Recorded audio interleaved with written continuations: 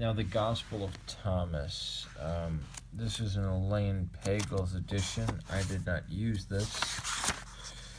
Although the Gospel of Thomas should be in the Sayings Gospel of Thomas, I mean. And yep, there it is. First one, 23. But I had it printed out. And you see all these markings here? And parts that are underlined, and especially, against the numbers. Now, the Sayings Gospel of Thomas goes up to something like 114 verses, right?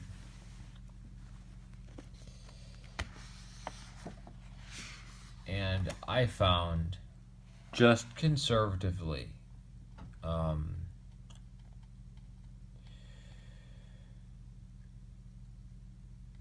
46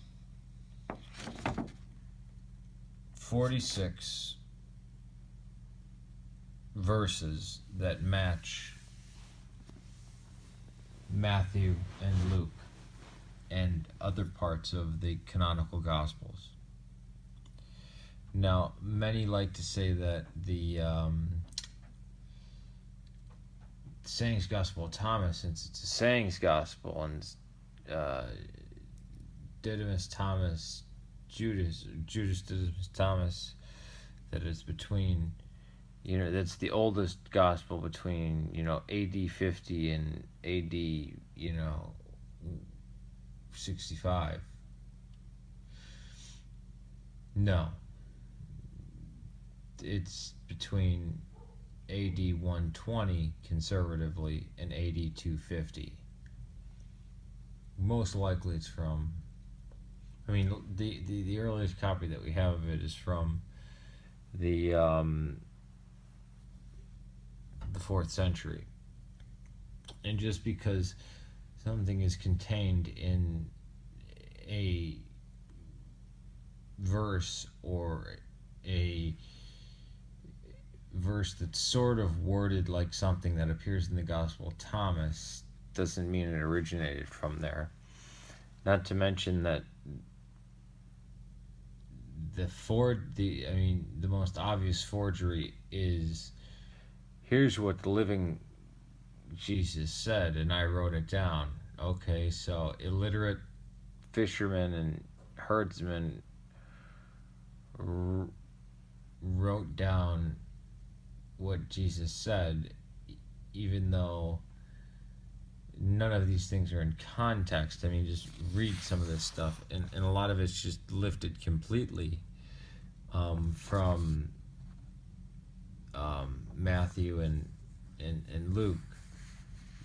It has the changes in there from Mark. People like like the hardcore skeptics, and people like Marvin Myers, and John Dominic Carson, or I should say the late Marvin Myers and John Dominic Carson, put it extremely late.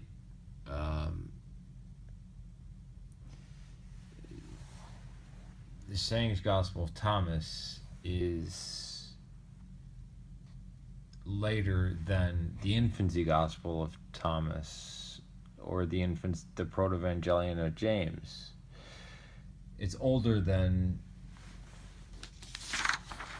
Justin Martyr or Ignatius of Antioch.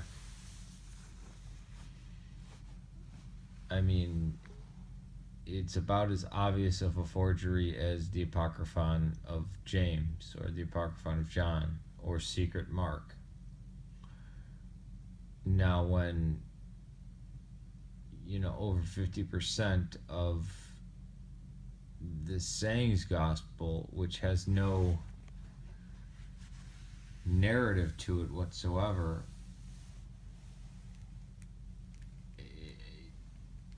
it's pretty ludicrous. And what does it mean? We don't understand. We have no clue what it means besides the stuff that we already have context to that appear in Matthew, Mark, Luke, and John, right? The tiger eating the man and everything, and then they've got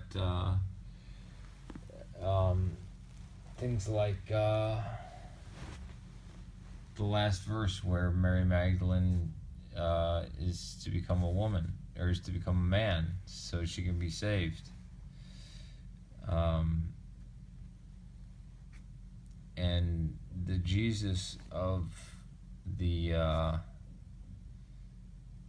Saint's Gospel of Thomas is the one gospel that we have where the vast majority of human beings are destined to hell. I mean, it's ludicrous, the fact that, I mean, first of all, it's ludicrous that the living Jesus, an apocalyptic preacher, would have one of his followers writing this down. And even the fact that the guy calls himself Judas Thomas, the twin brother of Jesus, that in itself is suspect. And then the fact that the changes that we see from Mark to Matthew to Luke are contained in Thomas, so they have to, Saint's Gospel of Thomas has to be later than the synoptics. So it is silly, and this is just going through and being like, just marking out the stuff that's already in the canonical Gospels. As you can see, there's a lot of it.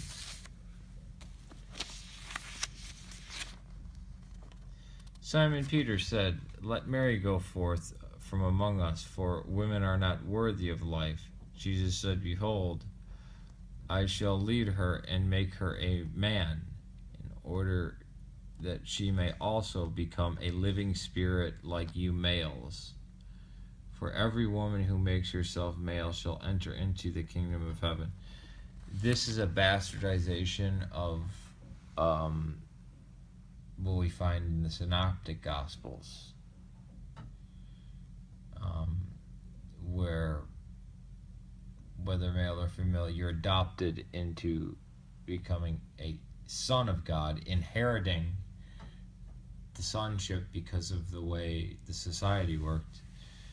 But I mean, there's things here that are just like ludicrous, like whoever blasphemes against the Father will be forgiven, yet who blasphemes against the Son will be forgiven, but yet who blasphemes against the Holy Spirit will not be forgiven, either on heaven or on earth.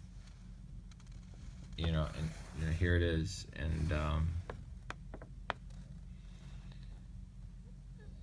yeah.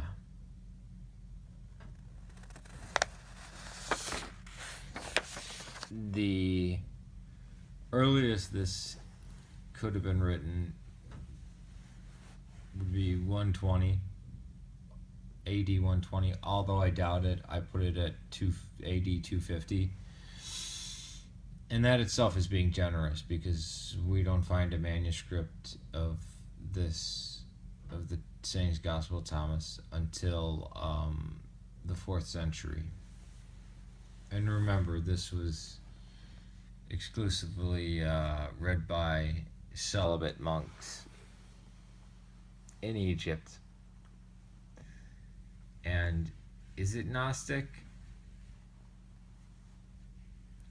The only Gnostic stuff it really has in there are these mysterious sayings, which aren't in themselves Gnostic, but the asceticness of it and the absolute misogyny and disdain for women truly is a hallmark of the Gnosticism that existed